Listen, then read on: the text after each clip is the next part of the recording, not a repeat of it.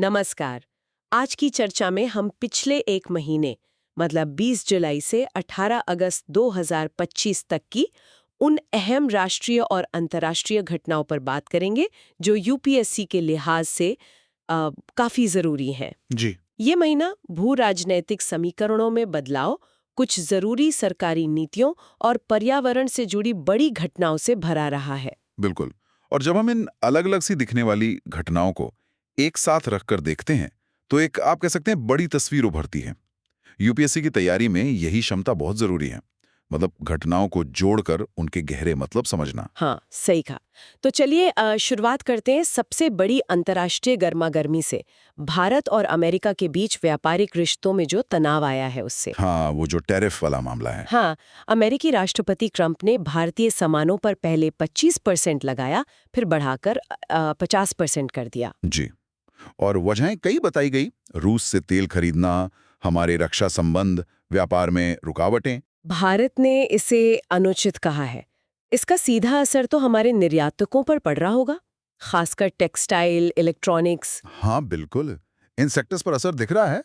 सरकार कोशिश तो कर रही है, वो एक्सपोर्ट प्रमोशन मिशन में कुछ बदलाव करके इनकी मदद करने की बात है। लेकिन ये मुद्दा आप देखिए सिर्फ आर्थिक नहीं है, ये भू राजनैतिक भी है, काफी पेचीदा है। यूपीएससी के नजरिए से देखें तो ऐसे व्यापारिक तनावों की वजहें, उनका असर, भारत की प्रतिक्रिया के अलग अलग पहलू, इन सबको समझना जरूरी है।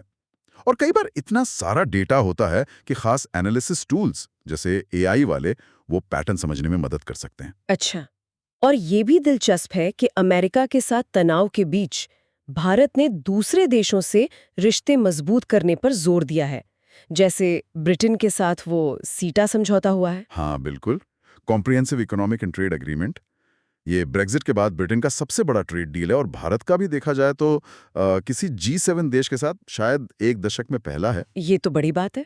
जी। और साथ ही फिलीपींस के साथ साझेदारी को रणनीतिक स्तर तक ले जाना, जिसमें रक्षा और समुद्री सहयोग पर जोर है। अच्छा। और मालदीव को नई क्रेडिट लाइन देना, ये सब भारत की एक्ट ईस्ट और पड़ोसी पहले नीति को मजबूती देते हैं। और दुनिया में भी कुछ चल रहा था, जैसे अमेरिका रूस समिट। हाँ, वो शिखर सम्मेलन हुआ तो पर यूक्रेन पर कोई ठोस नतीजा नहीं निकला और गाजा को लेकर पश्चिमी देशों में मतभेद साफ दिखे। इसका असर शायद आईमेक कॉरिडोर पर भी पड़ सकता है। आईमेक पर भी। ठीक है। अच्छा, तो अब जरा अपनी अर्थव्यवस्था पर नजर डालते हैं। एक तरफ ये वैश्विक तनाव, दूसरी तरफ अपने देश में क्या लग रहा है। देखिए, तस्वीर काफी दिलचस्प है। कुछ एक्सपर्ट्स इसे गोल्डीलॉक्स स्थिति कह रहे हैं। गोल्डीलॉक्स मतलब? हाँ, मतलब ना ज्यादा गर्म, ना ज्यादा ठंडा।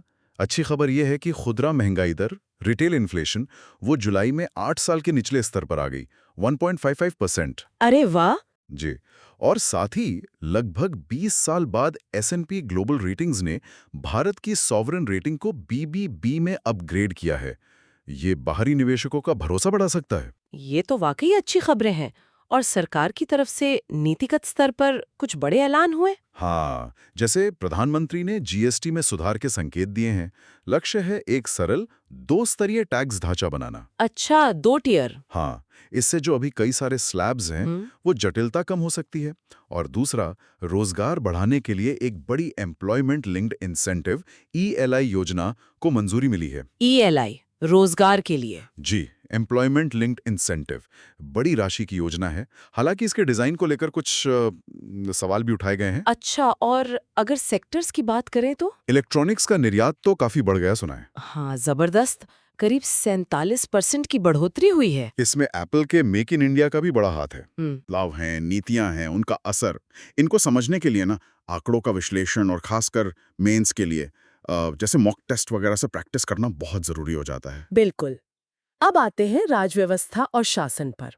इस महीने न्यायपालिका से जुड़ी एक बड़ी खबर आई। इलाहाबाद हाईकोर्ट के जज जस्टिस यशवंत वर्मा को हटाने की प्रक्रिया। हाँ, वो शुरू हो गई है। लोकसभा ने प्रस्ताव स्वीकार करके जांच समिति बना दी है। ये न्यायिक जवाबदेही और जो संवैधानिक प्रक्रियाएं हैं, आर्टिकल 124, 217, उनको सामने लाता है। और उपराष्ट्रपति जगदीप धनखड़ जी ने भी इस्तीफा दे दिया, स्वास्थ्य कारणों से। जी, उससे एक संवैधानिक पद मध्यावधि में खाली हुआ है।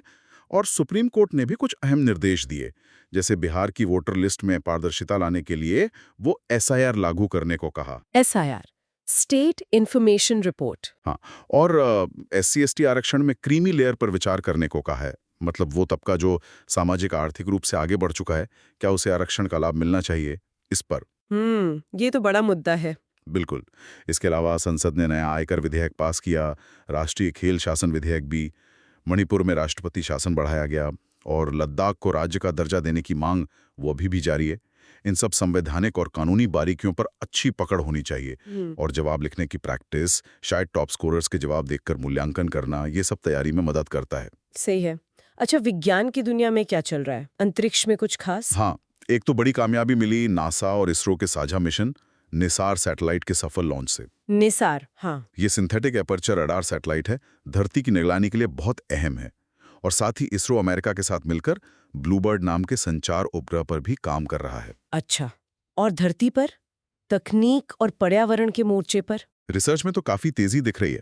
जैसे AI ने ऐसे प्रोटीन डिजाइन किए जो हमारी इम्यूनिटी सेल्स बना सकते हैं। अरे वाह। पासवर्ड से सुरक्षित ब्रेन इम्प्लांट पर काम चल रहा है और AI मॉडल अब गणित के ओलंपियाड लेवल के सवाल हल कर पा रहे हैं। कमाल है। लेकिन हाँ, पर्यावरण की तरफ से चिंताजनक खबरें आई। उत्तराखंड और किश्तवाड़ में जो भयानक बाढ़ आई, हाँ, वो तो बहुत बुरा हुआ। उसने फिर से चेताया है कि जलवायु परिवर्तन और नाजुक पहाड़ी इलाकों में बिना सोचे समझे जो निर्माण हो रहा है वो कितना खतरनाक है। ये वाकई चिंता का विषय है। क्या अंतर्राष्ट्रीय स्तर पर पर्यावरण को लेकर कोई प्रगति हुई?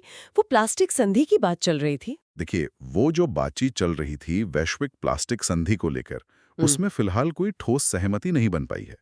भारत का अपना एक रुख है, लेकिन वैश्विक स्तर पर सहमति अभी दूर है। और इन पर्यावरणीय खतरों को खासकर हिमालय जैसे क्षेत्रों में समझने के लिए ना, मैप आधारित विजुअल एनालिसिस जैसे कुछ AI वाले मैप्स होते हैं, वो काफी मददगार हो सकते हैं। बिल्कुल।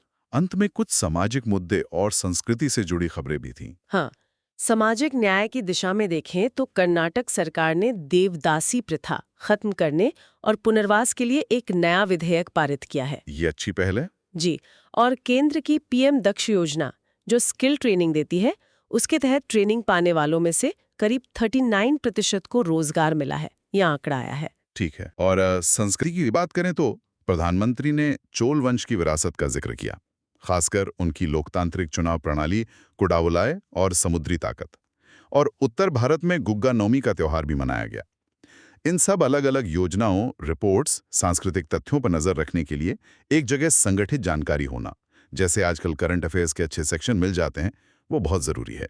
तो कुल मिलाकर ये महीना अंतर्राष्ट्रीय तनाव, कुछ अच्छे आर्थिक संकेत, अहम नीतिगत फैसले, तकनीकी छलांग और पर्यावरण की गंभीर चुनौतियों का एक मिश्रण रहा। सही कहा।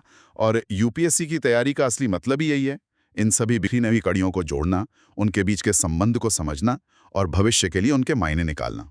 हाँ, और सोचने वाली बात यह है, और शायद हम इसी विचार के साथ आज की बात खत्म करें, कि ये सभी अलग अलग घटनाएं, व्यापार युद्ध से लेकर बाढ़ तक और AI की खोजों से लेकर प्राचीन इतिहास के जिक्र तक, ये एक दूसरे को कैसे प्रभावित करती हैं और मिलकर भारत के भविष्य की दिशा कैसे तय कर रही हैं। बिल्कुल, इस अंतर्संबंध को समझना ही कुंजी है। तो इस अंतर्संबंध पर विचार करना जरूरी है। अगली बार फिर मिलेंगे, तब तक विश्लेषण करते रहें। नमस्कार। नमस्कार।